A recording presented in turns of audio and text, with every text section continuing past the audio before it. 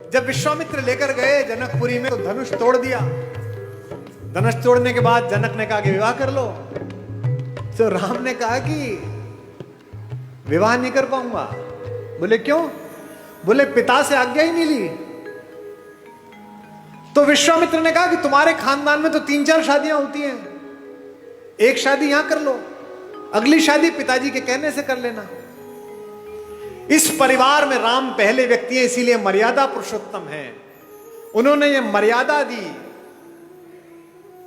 और उन्होंने कहा अपने भाई से, लक्ष्मण से, रात्रि में कि लक्ष्मण, मैं विवाह करूंगा तो एक करूंगा, क्योंकि मैं तो था नहीं, लेकिन एक क्षत्र इस अंतःपुर पर, इस रनिवास पर राज करती हुई मेरी मां कौशल्या के सामने जब दूसरी मां आई होंगी तो निश्चित रूप से मां को थोड़ा कष्ट तो हुआ होगा, और इन दोनों माओं के सम्मुख जब तीसरी मां आई होगी तो इन दोनों माओं को कष्ट हुआ होगा। तो आज के बाद से मैं मर्यादा स्थापित करूंगा कि विवाह करूंगा तो एक करूंगा। लक्ष्मण कहते हैं अपना धनुष उनके चरणों में रखकर कि भैया अगर आप ये मर्यादा पालन करते हैं तो मैं भी आज एक प्रण लेता हूं कि चाहे कुछ हो जाए मैं आपके चरणों को छोड़कर कहीं नहीं जाऊंगा, मैं आपकी परछाई की तरह आपके पीछे पीछे चलूंगा। उर्मिला है जो पति के साथ नहीं गई है, रह गई है। मांडवी है, रात में जिस दिन भरत लौट आए हैं, पूरा घर लौट के थक के सो रहा है, कौशल्या को नींद नहीं आ रही, क्योंकि जिस बेटे से इतना प्यार करती है उसे जंगल में देखकर लौटी है। और जंगल में भी कैसा देखा है, पैर में इतनी इतनी बड़ी बिवाई है, जिन केशों से कंधा ढका रहता था, जो जुल्फें उड़ती रहती थी, वो केश लटिया गए हैं। उस जटा को बांध के जूड़ा बना लिया है राम ने। पूरा शरीर टैन हो गया है, जल गया है, चेहरे पर तेजस्विता है, लेकिन क्या है, 24 घंटे कंधे पर धनुष रखना पड़ता है लक्ष्मण को और राम को, तो यहां मूंज के निशान पड़ गए हैं राम के कंधे पर। बेटे को इस सांसारिक कष्ट में देखकर बेचैन है कौशल्या, सो नहीं पा रही हैं, क्योंकि माएं ही हैं जो एक कष्ट पहचान लेती हैं। गूगल आर्टिफिशियल इंटेलिजेंस बना रहा है, आईफोन आजकल आपकी बात समझ लेता है। एक चीज पसंद कर दो, कोई साड़ी, कोई टेबल, कोई फोन, 71 विज्ञापन आ जाते हैं। किसी शहर में कमरा ढूंढ लो, 50 विज्ञापन आ जाते हैं। किसी दोस्त को लिख के भेज दो कि okay I am coming, just prepare a wonderful coffee, तो जिस शहर में उतरो कॉफी का ऐड आ जाता है कि बगल में है, पी ले जाके। इसे आर्टिफिशियल इंटेलिजेंस कहते हैं। दुनिया का सबसे बड़ा आर्टिफिशियल इंटेलिजेंस मां में बनाया गया है। आप खाना खाने बैठते हैं, आप कुछ बोलते नहीं हैं, पहला कौर अंदर जाता है मुंह में, और मां नमक की शीशी आगे कर देती है देख के कि नमक शायद कम पड़ा है, इसे पसंद नहीं है। इसे आर्टिफिशियल इंटेलिजेंस। तो कौशल्या जगी हुई है। कौशल्या देखती है कि ऊपर रनिवास में कोई लड़की घूम रही है।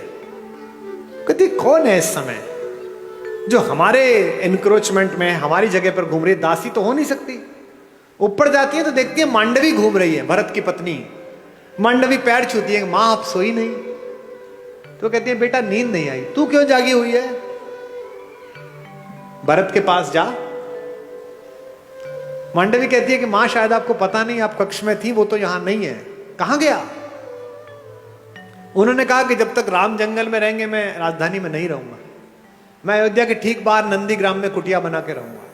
राम नीचे सोते हैं, मैं नीचे सोऊंगा। वो वलकल पहनते, मैं वलकल पहनूंगा। वो चप्पल नहीं पहनते, मैं चप्पल नहीं पहनूंगा। वहीं से मैं अयोध्या चलाऊंगा। कहां?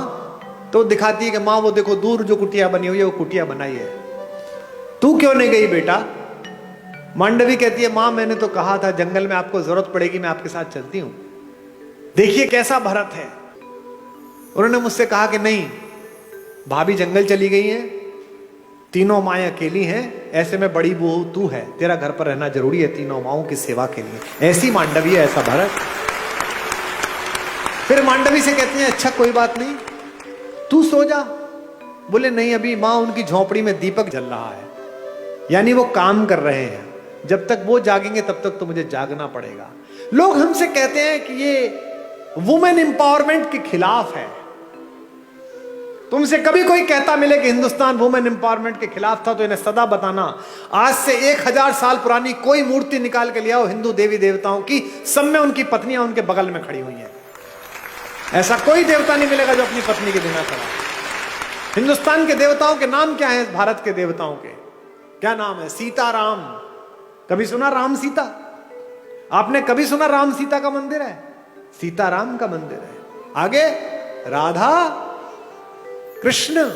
आपने सुना वृंदावन में कृष्ण राधा का मंदिर? नहीं, राधा कृष्ण। हमारे सारे देवी देवताओं में पहले पत्नी का नाम है नमः पार्वती पतये। पार्वती पति को प्रणाम है। हमारे यहां पहले देवियों के स्थान है, बाद में देवता आते हैं। दुनिया की पहली जज भारत की महिला हुई। जब आद्य शंकराचार्य ने आचार्य मंडन मिश्र के साथ शास्त्रार्थ किया तो यह तय हुआ कि एक जज बिठाया जाए। जज कौन बैठे? तो मंडन मिश्र की पत्नी देवी भारती बैठी, जो कहते हैं वुमेन एम्पावरमेंट। और ये जो घूंघट है ये भी भारत में नहीं था।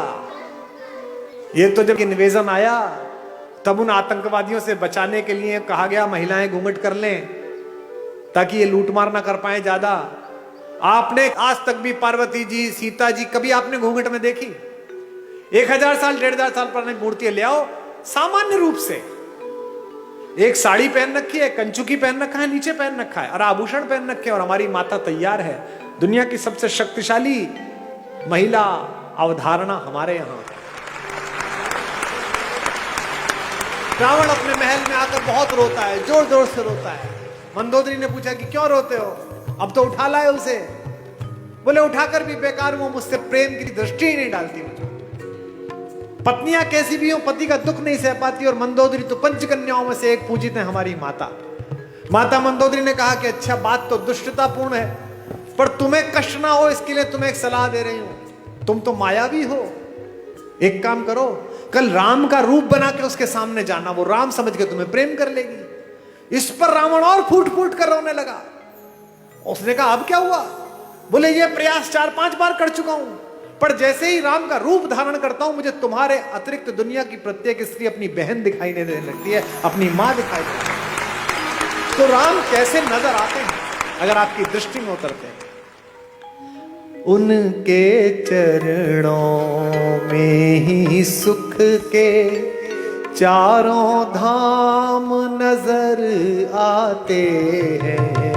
उनके चरणों में ही सुख के चारों धाम नजर आते हैं। भावनाओं के और भक्ति के सब आयाम नजर आते हैं।